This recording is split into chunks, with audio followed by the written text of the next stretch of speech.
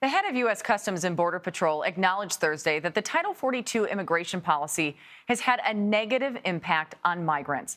The Trump-era rule required asylum seekers to wait for their U.S. immigration hearings in Mexico. CBP Commissioner Chris Magnus highlighted the humanitarian and operational shortcomings of the policy in an exclusive interview with our Camilo Montoya-Galvez. Now, did he highlight any positives with this policy? He did, in fact. He said that Title 42 does indeed limit the number of migrants who are able to stay in the U.S., especially Mexican adults who make up the bulk of migrants who face expulsion under the CDC-authorized policy. And that allows agents, from his perspective, to focus on other duties that they have, including patrolling the border. But again, this is not supposed to be a border enforcement policy, Jamie. This is supposed to be a pandemic-era restriction designed to prevent the spread of the coronavirus inside Border Patrol facilities.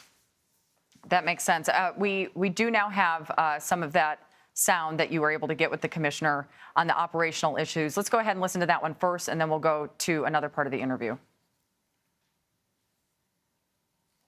I would also say that it is frustrating for our agents and officers in that we're expelling many people, many migrants who are covered under Title 42, only to see them attempt, and in fact, in some cases, even successfully recross the border over and over again, because under Title 42, there are no consequences. It's exactly what you were talking about a little bit ago. Camilo, you also asked Commissioner Magnus about Republican criticism that the Biden administration is responsible for the record levels of border arrests this year. I want to go ahead and play what he told you there. I think smugglers are taking advantage of the fact that they have a very vulnerable population, people that will do almost anything, take their life savings and use it as an opportunity to flee, even if it means putting themselves in the hands of smugglers and traffickers that will put themselves and their families at incredible risk. It shows the level of desperation. I don't think it's fair to say that there's any one particular push or pull factor. Do you think we should expect border arrivals to continue increasing at this point? Well, it's important to underscore, Jamie, that arrests along the U.S.-Mexico border have already reached levels not seen ever in U.S. history. They are unprecedented. They are historic. Customs and Border Protection has recorded nearly 2 million migrant encounters along the U.S.-Mexico border this fiscal year, in fiscal year 2022, and there are still 2 months left in the fiscal year.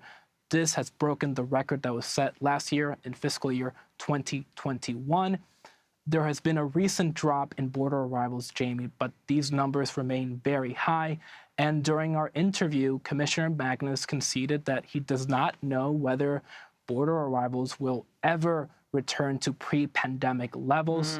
And to be frank, Jamie, I think we can expect these levels of mass migration to continue in the future because we are experiencing a global displacement crisis driven by extreme poverty, hunger, climate change, political repression, and other factors that are prompting people to flee their homelands. And there are really no signs, Jamie, that any of these issues are going to be significantly mitigated anytime soon.